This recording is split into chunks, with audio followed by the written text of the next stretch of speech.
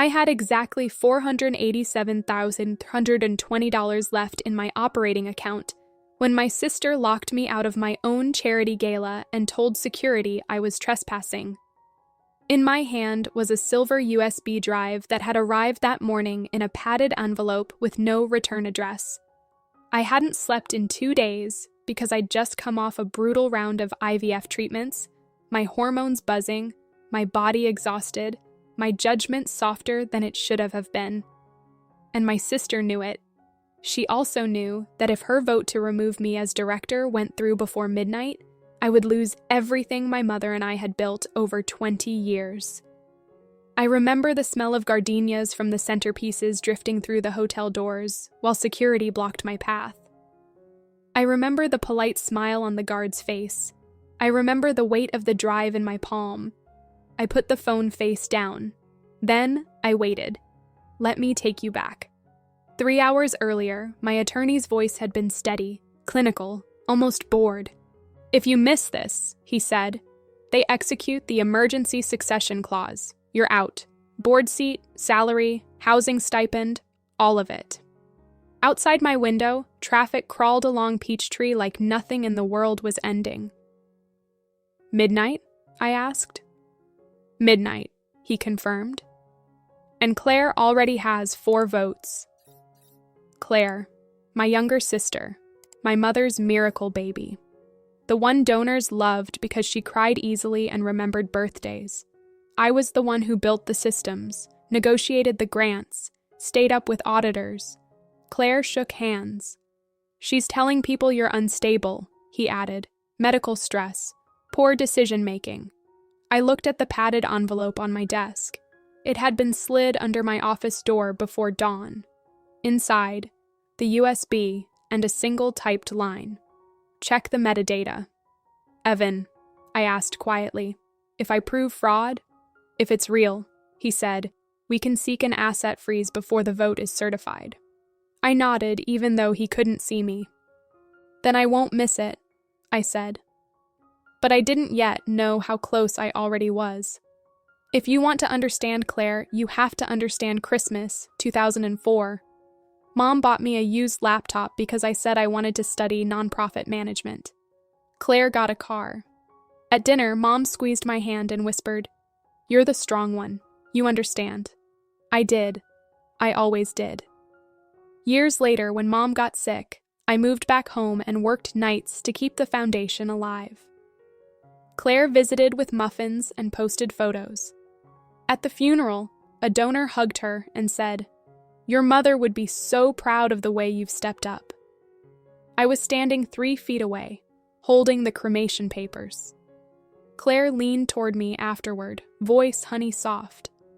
"You're better at the boring parts," she said. "We each have our gifts." That was Claire. She didn't take. She reassigned. The first time I realized she was replacing me, she did it with a smile. 6 months ago, she brought in a consultant. Young, slick, expensive. He asked for my passwords. When I hesitated, Claire laughed lightly. "Oh my God, Danny, he's here to help. Don't be territorial." Territorial, like the organization I'd built from folding tables was a chew toy. Later, I found donor lists duplicated, vendors rerouted, payments approved without dual signatures. When I confronted her, she put a hand on my arm. "You need rest," she said gently. "You're going through a lot." Translation: you're fragile, and I'm patient.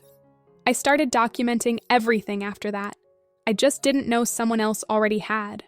At 4 p.m. in the hotel bathroom, I finally opened the USB.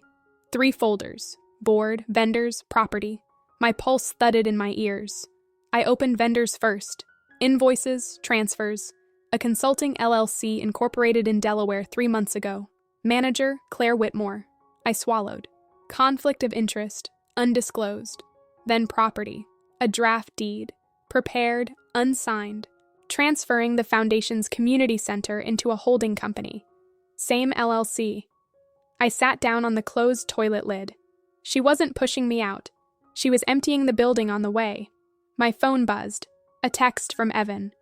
"Whatever you have, bring it. The board is assembling." I hesitated. There was still one folder left. I clicked it. Board. A series of emails between Claire and two members, talking about my decline, attaching what they called documentation. I opened the attachment. Security footage. Me in the parking garage last month crying in my car after a failed procedure. Time stamped, neatly clipped. I felt the air leave my lungs. Then I noticed something. The file properties. Edited 2 days ago. Export software. The consultants. The second folder hadn't changed everything. The timestamp had. And Claire had no idea I was looking at it. By 6, guests were arriving. Atlanta money, linen suits, soft power. Claire floated between them in white silk, tragic and luminous. I watched through the glass as she accepted sympathy in advance for my health leave. I could almost admire the elegance. Almost. When I tried to enter, the board chair intercepted me. Kind, paternal. "Tonight might be overwhelming for you," he murmured. Claire appeared beside him, eyes glossy. "We love you," she said. Love. Security stepped closer, and that's when I realized. She expected me to scream, to melt down, to prove her right. Instead, I handed Evan my phone. "File for injunction," I said. He nodded once.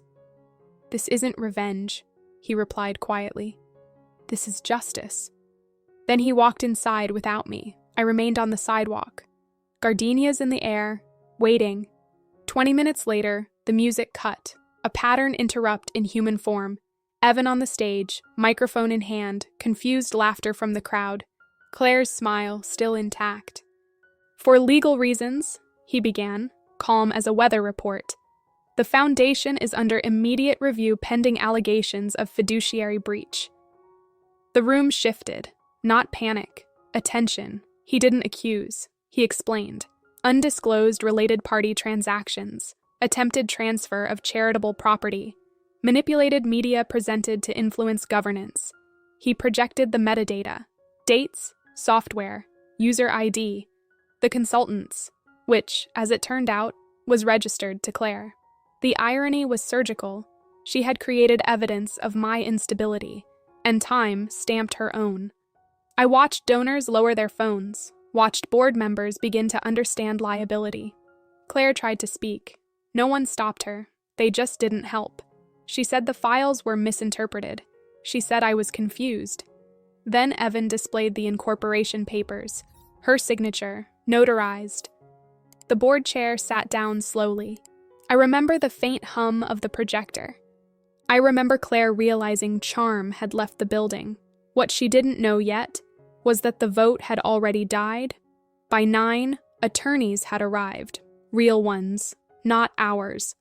A temporary asset freeze was issued. Bank access suspended. The property transfer flagged. Claire's consultant slipped out a side door. No one followed. They were all looking at my sister. She kept glancing toward the entrance, as if expecting me. I didn't go in. I stayed outside with the gardenias. Some endings don't need witnesses. The courtroom 2 weeks later smelled like old paper and polish. Claire looked smaller. Not ruined, just revealed. Evan walked the judge through it patiently. Duties of care, self-dealing, misrepresentation, the security footage. "The edits matter," he said simply. The judge nodded. The board's emergency action was voided. Claire was removed pending full investigation. The freeze remained. The courtroom went silent. Order, not drama. That's how real consequences arrive. 1 year later, I was back in the community center. New roof, new programs, different board. I had promoted 2 staff members who used to eat lunch in the supply closet because they didn't think they were important. Turns out, they were. Claire had taken a settlement. No admission, no leadership role in any registered nonprofit. Karma with paperwork. I still smell gardenias sometimes and feel my chest tighten. But I also remember the timestamp. The moment truth stopped whispering and started printing. If someone tries to make you small so they can feel safe, check the metadata, then decide who you are. I almost lost everything because I was afraid to be called difficult. I won't make that mistake again. Would you have walked into that ballroom or waited outside like I did? Tell me in the comments. And if you believe quiet evidence can be louder than screaming, subscribe. There are more stories to tell.